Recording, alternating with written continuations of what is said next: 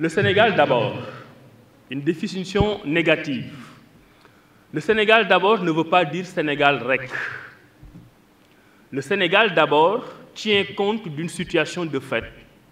C'est que nous sommes un pays indépendant, mais qui se meut dans un environnement international avec des contraintes et des flexibilités. Nous sommes membres du système des Nations Unies, nous sommes membres de l'Organisation mondiale du commerce, nous sommes membres de beaucoup d'autres instances internationales. Nous sommes membres de la CEDEAO, nous sommes membres de l'UEMOA, etc., etc. Quand on est dans un système mondialisé, globalisé, et qu'on est un pays qui a vocation à être ambitieux, on doit faire face à deux contradictions principales. Le premier élément de la contradiction, c'est qu'en tant que pays, on doit avoir de l'ambition pour ses enfants. On doit avoir des politiques agricoles et des politiques industrielles efficientes. On doit pouvoir vouloir le développement.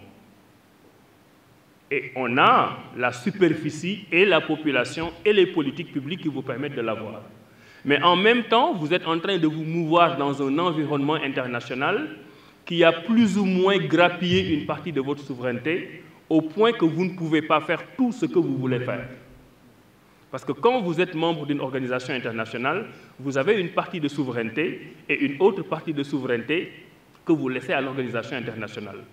Et la contradiction, c'est comment le Sénégal peut parvenir à tirer son épingle du jeu du point de vue économique en étant une nation respectable et respectée qui respecte ses engagements internationaux. Donc quand on dit Sénégal d'abord, ce n'est pas un Sénégal nationaliste. Le nationalisme, c'est la détestation des autres. Je m'aime tellement que je n'aime pas les autres. Je suis nationaliste. En revanche, le patriotisme, c'est l'amour de soi. Un amour de soi qui est tellement fort qu'on reconnaît aux autres la possibilité de s'aimer eux-mêmes en leur disant de façon très courtoise, je vous aime, je vous adore, mais je vous préfère à moi-même. C'est ça la notion du Sénégal d'abord que nous devons cultiver pour dire aux nations du monde que nous sommes prêts à vivre dans un environnement mondialisé, dans un environnement globalisé avec le respect de nos engagements internationaux, mais pour tout ce que nous allons faire, pour tous les engagements que nous allons prendre, nous avons un seul critère de décision, et ce critère, c'est quel est l'intérêt national du Sénégal avant de prendre la décision. Je suis ici comme homme politique, je suis ici pour un homme politique, je suis ici pour un candidat à une élection présidentielle.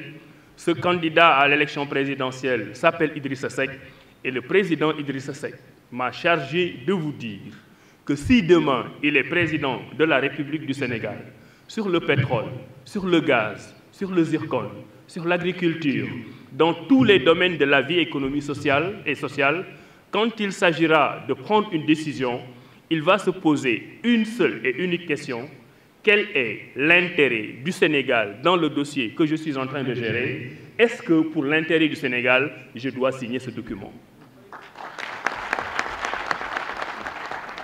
Et pour lui, c'est la seule question qui vaille. Donc Sénégal d'abord aussi, parce que nous sommes un petit pays, nous sommes ce qu'on appelle un pays moins avancé, à côté des pays en voie de développement, à côté des pays développés. Et quand on est un pays moins avancé, on a un certain nombre d'engagements internationaux auxquels on doit faire face au niveau international, mais le système vous permet aussi, parce que vous êtes relativement pauvre, d'avoir un certain nombre de flexibilités qui vous permettent de mettre en œuvre vos politiques publiques de façon plus soft que les autres. Parce que si aujourd'hui vous mettez le Sénégal en concurrence avec la France, le Sénégal ne va pas survivre. Le Sénégal ne va pas survivre dans une guerre économique avec la Chine. Le Sénégal ne va pas survivre devant les États-Unis. Mais le système international n'est pas aussi fermé qu'on le pense. C'est un système qui nous donne un certain nombre de flexibilités sur lesquelles nous avons travaillé et qui nous permettent, on va le voir tout à l'heure, dans tous les domaines de la vie économique et sociale, de pouvoir tirer notre épingle du jeu, de pouvoir faire part d'un certain égoïsme économique et commercial sans pour autant encourir les sanctions de la communauté internationale. C'est faisable. Malheureusement, la plupart des dirigeants africains ne l'ont pas compris. Ils ont toujours considéré qu'il faut être les premiers à signer et à ratifier des accords internationaux qui les asphyxient, sans pour autant mettre en exergue les flexibilités que la communauté leur donne et qu'ils n'utilisent jamais. Le Sénégal, nous, que nous projetons avec Idrissa, est un Sénégal qui a compris ces flexibilités, ces niches de compétitivité existantes que nous pourrons mettre à profit pour permettre au Sénégal d'avoir cet égoïsme économique, ce patriotisme économique qui lui permet de se développer sans être en contradiction avec ses engagements internationaux. Et tout cela est matérialisé à travers une expression anglophone. On dit « one size doesn't fit all ». Vous ne pouvez pas avoir la même taille qu'on met pour tous les pays. Cela veut dire que quand vous êtes le Sénégal et que vous êtes un PMA, si vous êtes des pays francophones de façon générale, c'est l'institution du président de la République. Je ne suis pas en train de parler du président Macky Sall ou du président Abdoulaye Wade ou de Senghor ou d'Abdou Diouf. Je suis en train de vous parler de la façon dont on a conçu le pouvoir au Sénégal, qui est un héritage de la colonisation française, sauf que la France, elle, avec ses moyens, a pu s'extirper d'un certain nombre de difficultés pour moderniser de plus en plus cette institution. Au Sénégal, on n'a pas un président de la République, on a un monarque. Au Sénégal, on n'a pas un président de la République, on a un roi. Au Sénégal, on a un président de la République qui a pratiquement un pouvoir de vie et de mort sur les populations. On a un président de la République qui nomme à tous les emplois civils et politiques et militaires. On a un président de la République qui a 8 milliards d'argent de poche qu'il peut utiliser comme il l'entend, sans aucune justification. On a un président qui a cannibalisé pratiquement toutes les institutions. Ce n'est pas un président de la République, c'est un monarque. À la limite, un monarque de droit divin. Et notre conviction, c'est que tant que nous aurons une personne comme cela, omnipotente, omnisciente et omniprésente, l'intelligence collective des Sénégalaises est verrouillée, le système agit et fonctionne pour un seul homme, qui n'est pas forcément le plus intelligent, qui n'a pas forcément le meilleur parcours, mais qui est dans un système qui ne lui permet pas de tirer le meilleur des intelligences et des autres, et qui fait qu'il prend toujours des décisions qui ne sont pas conformes avec l'intérêt général. Cette institution du président de la République, si on va avoir un Sénégal compétitif, est une institution qui doit être réformée. Et notre candidat, Idrissa Seck, a un certain nombre de propositions qui permettraient de rendre cette institution plus humaine. Par exemple, plus question d'avoir des fonds politiques à hauteur de 8 milliards et sans aucun contrôle. Le président Idrissa Seck voudrait demain que cet argent-là soit ramené à des portions congrues et que cet argent, l'utilisation de cet argent, puisse faire l'objet d'un contrôle comme lui, il a eu à le faire quand il était Premier ministre, en sachant qu'il n'avait aucune obligation de rendre compte, mais comme il a l'habitude de le dire, que chaque centime qu'il a décaissé de ses fonds politiques ont été documentés. Je pense que cette gestion des fonds politiques par un président de la République rationalisé devrait permettre d'avoir une institution du président de la République un peu plus intéressante. L'autre proposition, c'est que le président de la République ne nommerait pas à tous les emplois dans l'administration publique.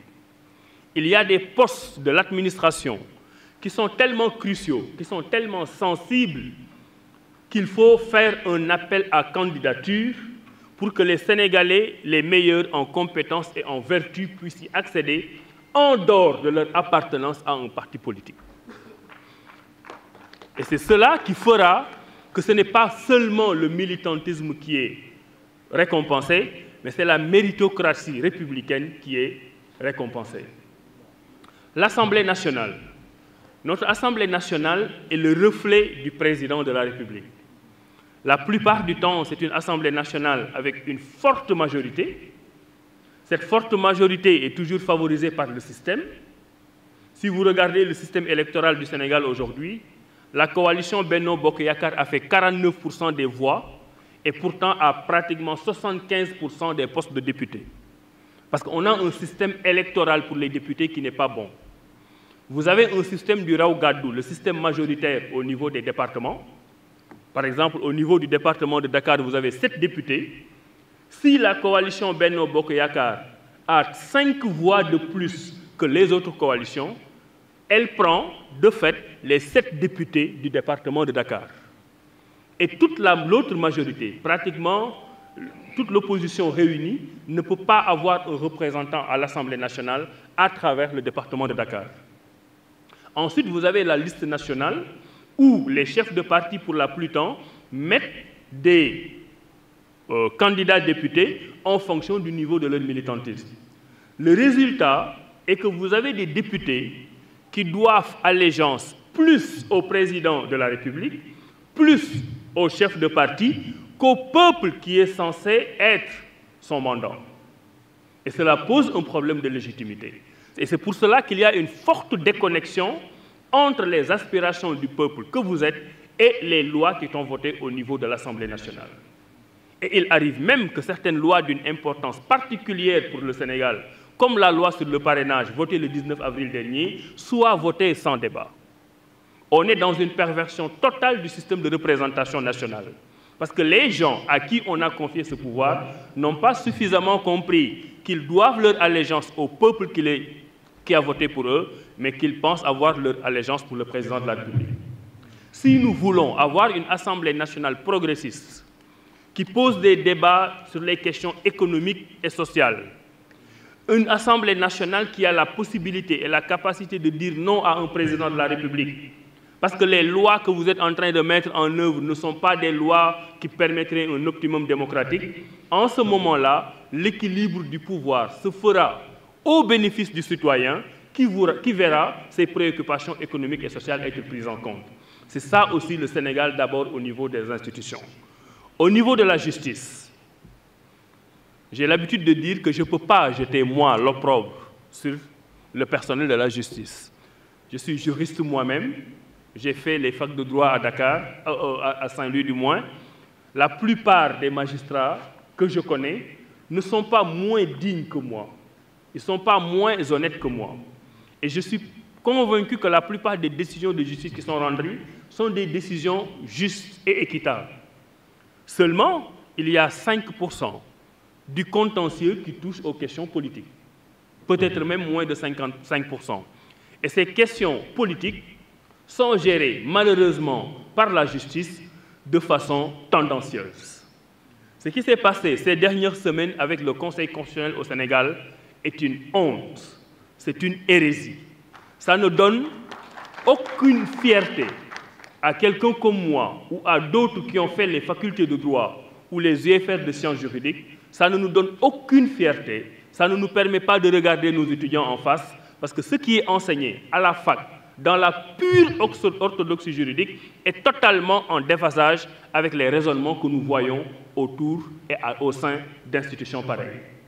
Nous avons du respect pour eux, mais ils doivent comprendre aussi qu'ils sont au pouvoir, qu'ils ne doivent pas être au service du président de la République, mais qu'ils doivent être au service du citoyen sénégalais.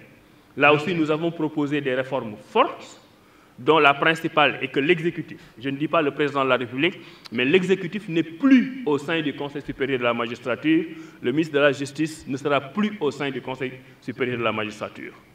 Tout à l'heure, j'ai oublié de vous dire que pour les élections législatives, le président Idrissa Seck a aussi une proposition forte qui fait que les députés seront élus au niveau des circonscriptions, qu'il n'y aurait plus de liste nationale où c'est le président de la République ou le président du parti qui placerait les hommes. Ça réglerait définitivement le problème de la légitimité et le député saura qu'il sort de sa circonscription de Saint-Louis, de Rufisque, de Dagana, de Ziguinchor ou ailleurs et qu'il n'est pas député par le fait du président de la République. C'est fondamental comme réforme et c'est ce que nous proposons pour les élections présidentielles à venir. Les collectivités locales, rapidement, il y a beaucoup de conseillers municipaux entre nous. Vous aussi, vous contribuez en tant que citoyen à élire des maires dans vos différentes communes. Mais les maires qui sortent des conseils municipaux, pour beaucoup d'entre eux, n'ont pas une légitimité. Parce que vous élisez un conseil municipal qui va élire un maire. Donc, à la limite, ce n'est pas un maire élu, c'est un maire désigné par la majorité. Et la plupart du temps, ce n'est pas le maire désiré par les populations. La plupart de nos maires sortent du jeu de combinaison politique entre les différentes alliances et coalitions au niveau du conseil municipal. La réforme que le président Idrissa Seck préconise pour cela est l'élection du maire au Sénégal au suffrage universel direct. Si demain on a une élection à Ziguinchor et qu'il y a M. Mané qui représente le maire Réumi, les populations de Ziguinchor voteront pour Mané parce qu'ils voudraient que Mané soit le maire de leur ville. Mais le maire de leur ville ne soit pas sorti d'un chapeau le résultat de combinaisons politiques auxquelles il n'a pas participé. Donc si vous regardez au niveau des institutions, toutes les réformes que nous préconisons sont des réformes qui permettront au Sénégal, comme dans les grandes démocraties, d'avoir des institutions fortes, des institutions plus fortes que les hommes, des institutions pérennes, des institutions avec une certaine prévisibilité.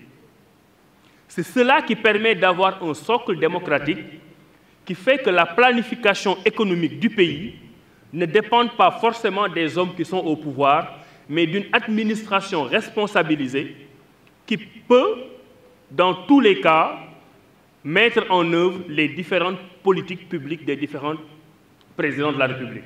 C'est fondamental et nous avons tenu à commencer cette conférence avec cette question des institutions pour vous faire comprendre, et Obama l'avait dit, mais nous n'avons pas eu besoin d'Obama pour le comprendre, que l'Afrique n'a pas besoin d'hommes forts, mais l'Afrique a besoin d'institutions fortes. Vous prenez aujourd'hui un pays comme la Belgique. La Belgique est un pays qui, en cas de crise politique, peut rester des fois des semaines ou des mois sans avoir un gouvernement. Mais le pays fonctionne parce que les institutions sont fortes. Vous prenez un pays comme la Suisse. Il est rare même qu'un Suisse vous dise, à la suite d'une question instantanée, qui est le président de la République de la Suisse. Parce que le pays est dirigé par 7 personnes au niveau du Conseil fédéral. Ce sont 7 ministères. Le nom et les dénominations des ministères ne changent pas. Qu'il vente, qu'il pleuve ou qu'il neige, ils auront ces 7 ministères. Et ce sont ces 7 ministères qui dirigent le pays. Et chaque mois de décembre, l'un d'entre ces ministres est le président de la République pour une année. Au point que personne, à la limite, ne le connaît. Si vous regardez Facebook, vous allez voir un président suisse en exercice avec une valise dans une gare suisse en train d'attendre un train sans garde du corps, sans escorte, parce qu'il considère qu'il est en train de faire un travail. Parce que dans ces pays, on a compris que ce ne sont pas les hommes qui sont les plus importants, mais que ce sont les institutions qui sont les plus importantes. Et l'histoire leur a donné raison en le mettant dans ce niveau de développement économique. Donc je pense que c'est notre premier chantier et le président Idrissa Seck prend des engagements extrêmement forts sur cette question.